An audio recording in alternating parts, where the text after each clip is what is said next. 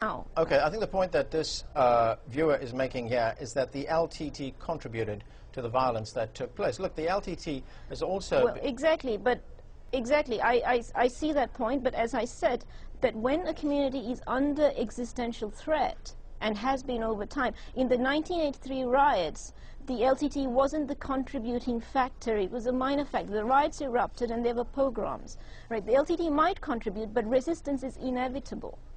Right? It's inevitable because if there is no resistance, the community can get wiped out, as happened in Rwanda. Look at the Jewish situation. I mean, the Jewish people didn't resist.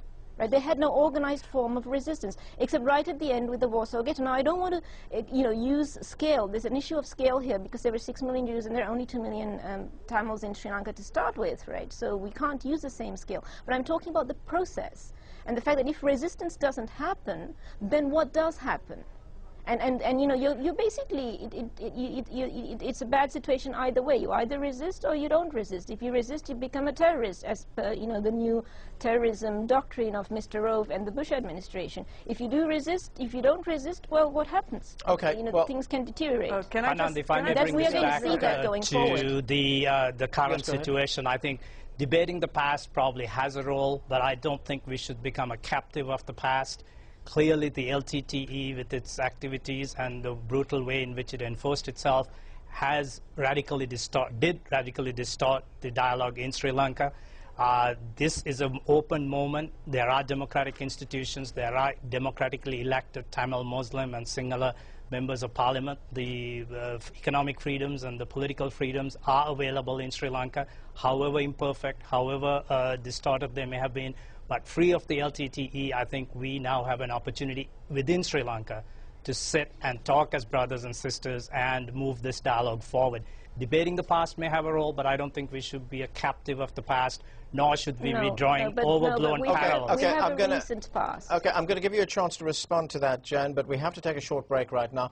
We'll have more of our discussion with our guests in Melbourne. And as we pause, let me remind you that you can join the conversation with your questions and comments by logging on to livestation.com and entering the chat room. You can see the debate taking place there right now. We're also taking a poll in our chat room, where we're asking, do you think Tamil accusations of genocide against the Sri Lankan government are justified? Let us know what you think, and we'll be back with those results after a short. Before we get back to our discussion, let's see the results of that chat room poll. Before the break, we asked, do you think Tamil accusations of genocide against the Sri Lankan government are justified? Well, 61% of you said yes, 39% of you said no. So those are the results. Let's get back to our discussion. And Dr. Neistat, I'm going to start with you this time. The Sri Lankan government have so far resisted calls for an international inquiry into what happened in the last few weeks, especially in that no-conflict zone. What is Human Rights Watch's position on that? We absolutely believe that such a commission is a must. And going slightly back to the previous question, this commission should look into violations by both sides, because we as an organization definitely believe, based on our research, that both sides in this conflict are responsible for egregious human rights abuses. And LTTE is obviously one of the sides. They're responsible for massive forcible recruitment, for using civilians as human shields, and one of the reasons so many people died in this so-called no-fire zone, a conflict zone, is because LTT did not allow these civilians to leave. And no matter how much anybody in the Tamil community would try to deny it, this information is based on interviews with people who were there, and I would stand by it. And of course, unfortunately, the government used the abusive practices of LTT to respond with its own indiscriminate campaign, and it indiscriminately shelled these areas where civilians were gathering, hospitals, and as a result we have massive civilian casualties. We do believe that given that during the conflict almost nobody had access to these areas, now it can only be subject to an international investigation and eventually accountability. And I do believe that without such investigation and such accountability, it will be very, very difficult to make next step in Sri Lanka's development. Okay, I want to go to one of our viewers now. This is Vijay calling from Geneva. Vijay, go ahead with your question. Yeah, hello there. I have two quick comments and the question for the ambassador. My first comment is really that I do think matters of whether there's a genocide or not are far too serious to be subject to an opinion poll on cable television, frankly. My second comment relates to my question. The ambassador said in one of his responses that Sri Lanka guarantees political freedoms. However, we all know that there have been significant concerns over, for instance, the freedom of expression, the disappearances and killings of journalists in Sri Lanka. And that raises serious concerns because right now, just today, for instance, one of the Sri Lankan ministers has talked about early local elections in Jaffna and other towns in the north. And it to me appears to be quite cynical to expect a population that is so traumatized by war and such heavy losses, to expect them to go out and vote anywhere in the near future, let alone even in the next year or year and a half before there is an effective rebuilding of their own lives and their own social fabric. So it appears that the Sri Lankan government, despite its rhetoric of including the Tamils in a democratic process, it's really what I fear will happen eventually is a process that will lack credibility, that will lack real substantive inclusion. Okay, Vijay, and lead to the same problems all over again. Let me put those questions that you raised to the ambassador. I think two things. The sooner we start a process of reconciliation, the better off, because currently there's a vacuum that needs to be filled. And secondly, I think the more quicker that we restart the democratic institutions and restore democratic freedoms across the board that have been shaved in the context of a war on terrorism, as has happened in many other countries, including here in the United States. This rebalancing has to occur.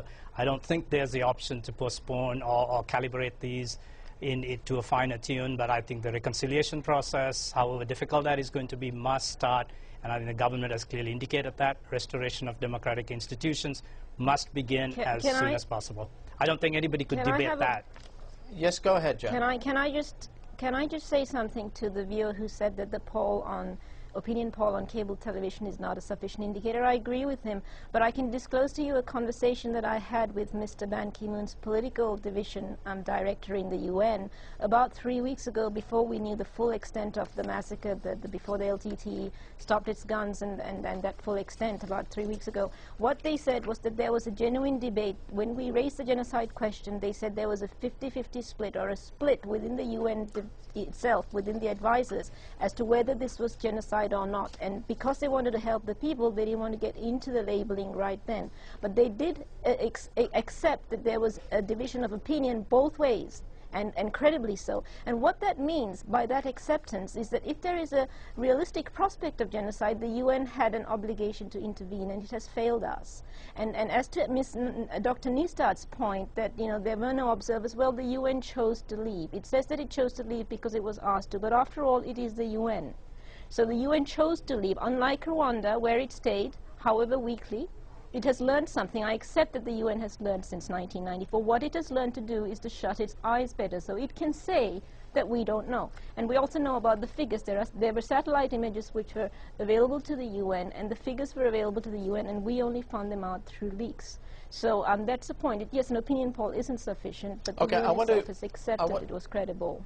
All right, I want to go to another one of our viewers. The allegation is a credible allegation as per the UN, and I have witnesses for that. I have members of parliament in the UK. All right, Jan, I want to go to our viewers who've been calling in. This is Besaram calling from the United Kingdom. Besaram, go ahead. Yes, I just want to find out that how do they justify killing of all the moderate Tamil leadership by the LTTE? So you were saying that the moderate Tamil leadership was eliminated by the LTTE? Yes. Okay. Well, let me put that question to Jan.